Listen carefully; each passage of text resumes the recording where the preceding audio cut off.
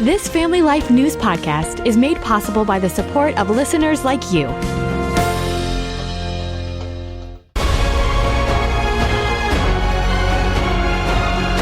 This is Mission Pulse. We spotlight ministries making a difference where you live, across the country, and around the world. This week, we're spotlighting Chuck Holton with Frontier Forge Institute, a field leadership course for young men.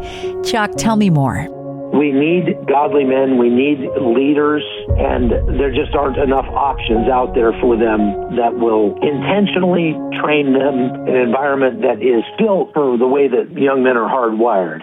It's high adventure, it's exciting, you've got godly men who are mentoring them every step of the way. So the Frontier Forge Institute is a summer leadership program. It is a week-long program with an incredible cadre of men that will take these guys, get them off their screens for a week, get them out in the sun, doing manly work, splitting firewood and doing land navigation, and everything we do feeds into the biblical wisdom aspect. If you look back 100 years ago, young men, by the time they were 8, were out in the fields working with their dads and their grandfathers, and they were around the men. They were picking up what manhood is like. Most boys today are raised almost exclusively by women. They are spending an inordinate amount of time on various different digital screens, learning to interact with people through a virtual environment and not in a real environment until you get to the point where you're supposed to get married and have babies. And what we're finding is this subculture of young men who spend their time in their mom's basement playing video games, and they're watching tons of pornography and violent video games that give them this sense of free-floating anger at the world because I'm watching the most intimate of human experiences, but nobody will do that with me because I'm in my mom's basement playing video games all the time. And it's just this vicious cycle. And we've got to try to give parents and grandparents an outlet where they can send their sons to get away from the screens, get off of a digital realm for a little while, learn some real hands-on skills that will make them more valuable human beings, especially in a crisis, and will give them confidence and courage and will help them learn how to do that delicate dance of forming relationships in real life, face-to-face. Give them an off-ramp from this cultural shift that we see that's being so damaging to men today. It's a tall stack to mentor teenage boys. How do you grow discipline, self-control, confidence under pressure? Although I think chopping wood and dumping them in a forest to find their way out definitely is a couple steps in the right direction. You bring them together as a team and then you expose them to hardship. Good parenting just comes down to the constructive application of misery in your children's lives to produce character. I don't mean the destructive application of misery. I mean the very intentional, very careful application of things that are going to make your kids' lives harder in order to build character in them. And so that's what the Frontier Forge Institute is going to be all about. Do you think you can set the stage for personal growth in a single week? Well, I think you certainly can affect life change in the span of a week because you can change a boy's outlook and help him understand why it benefits him to embrace hardship and to get off the screens and to make yourself useful in the world. Your website reads, the goal is to build young men up, not tear them down. In the back of my mind, I'm wondering how a former Army Ranger can bring these boys in off of screens and get them on their feet to where they desire to work through hardship and to figure out complicated things. This isn't a behavior rehabilitation program.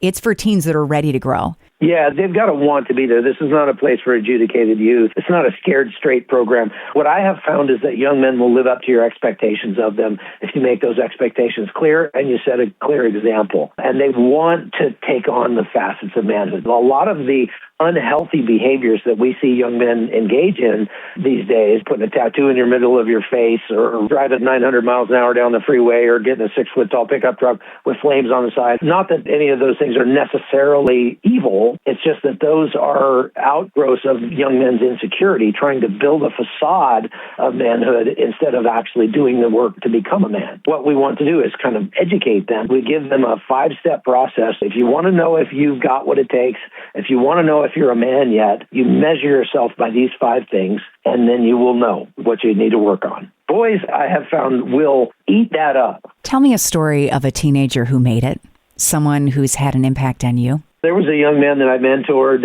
over the last several years. I met him when he was about 14. His parents were all but done with him. He was about to get kicked out of school. When I met him, I saw in him the young man that I was at that age.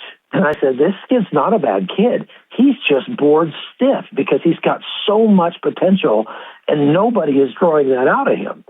So I had started inviting him up to our place. He actually came up right when the COVID lockdowns happened and ended up being stuck at our house for 11 weeks. It was awesome because we got to work out together every day. I got to mentor him every day and really saw him being enthusiastic about applying the things that I was teaching him. It's one thing if you offer advice to a young kid and he kind of blows you off, but this kid wasn't like that. He really wanted what I was offering. I continued to mentor him. We traveled together. I started taking him with me on some of my reporting things. I took him to the border of Venezuela. We went to Armenia several times. And in that process, he got to know our family really well.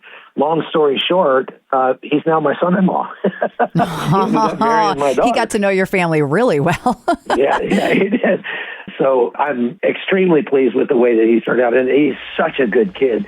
He was really misunderstood. It seems like our educational system is made for girls, not for boys.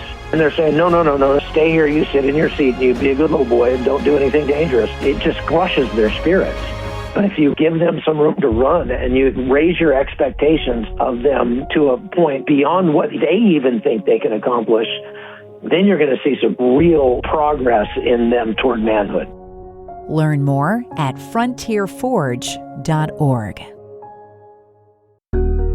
Thank you for listening to this Family Life News podcast. If you've been encouraged by what you've heard, please share it with others and click the subscribe button to automatically receive future episodes.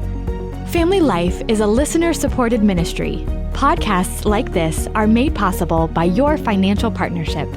Find out more at familylife.org.